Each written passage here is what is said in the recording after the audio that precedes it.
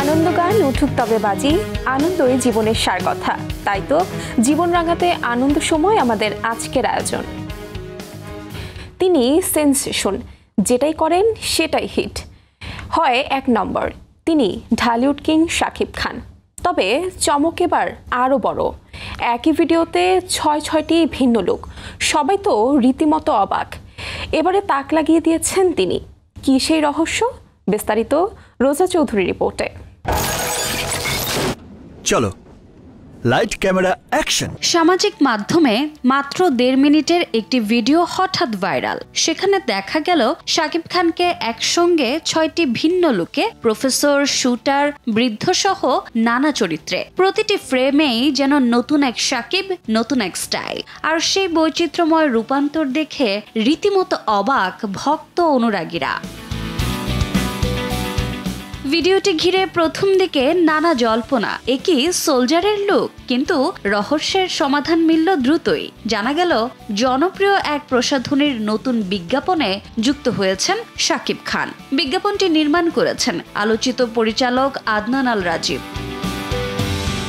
বিজ্ঞাপনের গল্পও ছিল মজার। প্রতিটি চরিত্রে শাকিব খানকে একই প্রশ্নের মুখে পড়তে দেখা যায়, নাম্বার 1 কি? আর প্রতিবারের উত্তর ভিটামিন সি। এদিকে সামনে মুক্তি পাচ্ছে শাকিব খানের নতুন সিনেমা সোলজার। অনেকেই ভেবেছিলেন ভাইরাল লুকগুলো হয়তো সিনেমার প্রচারণার অংশ। তবে এটি পরিষ্কার, এগুলো সম্পূর্ণভাবেই নতুন বিজ্ঞাপনের জন্য তৈরি। নিঃসন্দেহে বলাই যায় তার এই বহুমাত্রিক চরিত্র ধারণ ক্যারিয়ারে নতুন মাত্রা যোগ করেছে। রোজা চৌধুরী, সময় সংবাদ, ঢাকা। 2 দফায় সেন্সর বোর্ডের আপত্তি। পরবর্তীতে প্রযোজনা প্রতিষ্ঠানের আপিলেই চলচ্চিত্র সার্টিফিকেশনের বোর্ড থেকে মেলে সিনেমাটির সনদ। অবশেষে সব জটিলতা কাটিয়ে রায়হান রাফির সেই প্রতীক্ষিত সিনেমা অমীমাংসিত মুক্তি পাচ্ছে 4 ডিসেম্বর। বিস্তারিত প্রতিবেদনে।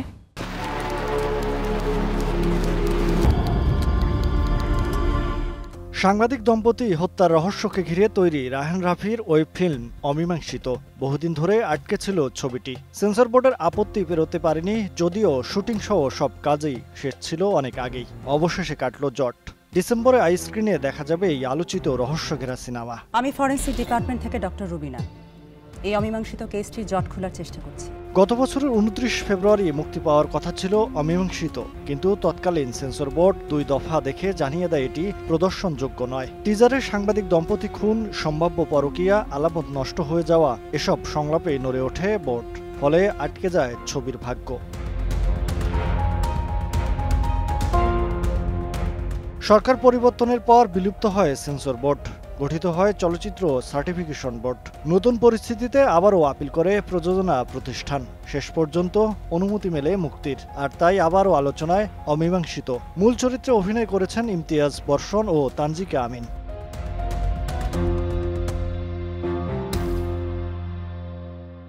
অনেকে মনে করেন এই ছবির গল্প অনুপ্রাণিত হয়েছে সাংবাদিক দম্পতি সাগররুনি হত্যাকাণ্ডকে ঘিরে। তবে নির্মাতা রায়হান রাফি এ বিষয়ে স্পষ্ট কোনো মতামত দেননি। আর এই কারণেই বেড়েছে কৌতূহল, আসল গল্পটা কি? সব প্রশ্নের উত্তর মিলবে এই ডিসেম্বরেই।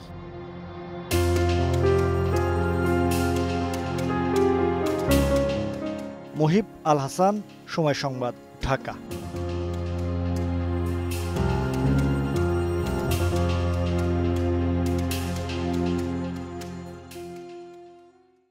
দেশীয় ওটিটি প্ল্যাটফর্মে এবার 2 ভিন্ন স্বাদের কন্টেন্ট।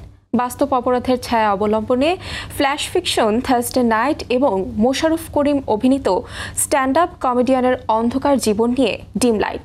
বিস্তারিত ফারদিন মাঝারের রিপোর্টে। তোর সাথে না নরিন ছিল কালকে রাতে? দেশীয় ওটিটি প্ল্যাটফর্ম দর্শকদের জন্য নিয়ে আসছে বৈচিত্র্যময় গল্পের 2টি ভিন্ন ফ্ল্যাশ ফিকশন ও চলচ্চিত্র। একদিকে রহস্য, বন্ধুত্ব আর স্মৃতিভ্রমের রুদ্ধশ্বাস থ্রিলার, অন্যদিকে জীবনের হাসি কান্নার জটিল সমীকরণে এক ভিন্ন ধারার ড্রামা। আমি তো পুরো জ্যাকে লাগা ভিডিও করব মামা।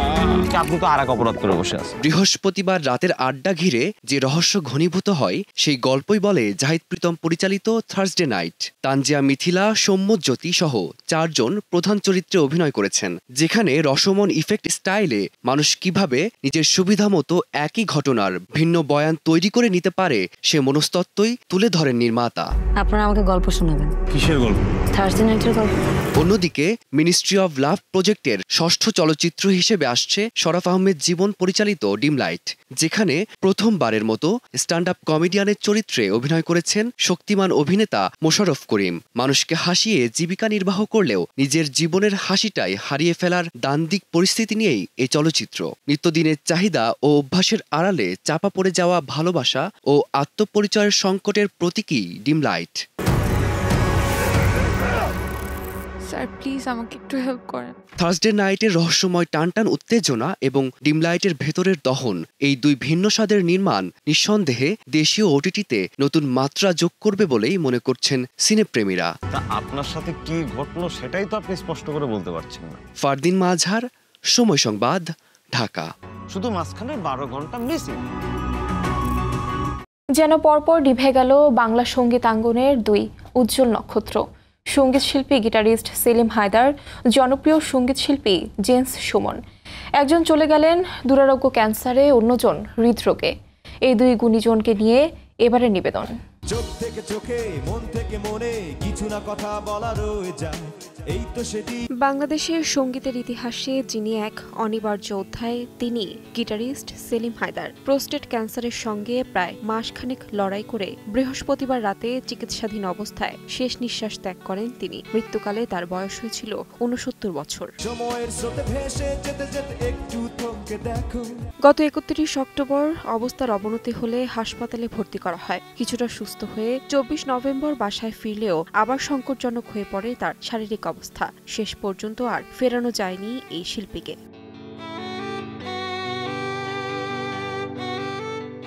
গিটারের তালে জীবনের 51টি বছর কাটিয়েছেন ফিডব্যাক ব্যান্ডের এই প্রতিষ্ঠাতা। লিড, বেস, রিদম সব গিটারেই ছিল তার সমান দাপট। তার প্রতিটি সুর যেন বাংলা গানের অনুভূতিময় স্বরলিপি।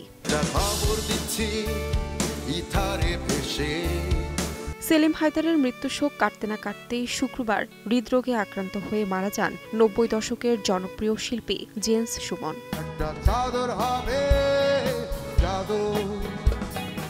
একটা চাদর হবে গান থেকেই শ্রোতা হৃদয়ে জায়গা করে নিয়েছিলেন তিনি। আশীর্বাদ, আকাশ কেঁদেছে, অতিথি সহ একের পর এক জনপ্রিয় গান উপহার দিয়েছিলেন ভক্তদের।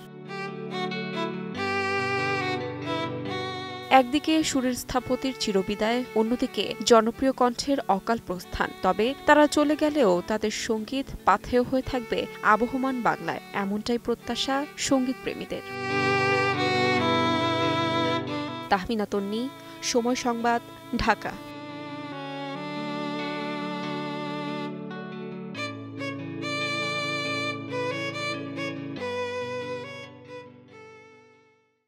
এই ছিল আনন্দ সময়ের আজকের আয়োজন। সঙ্গে থাকুন সময়।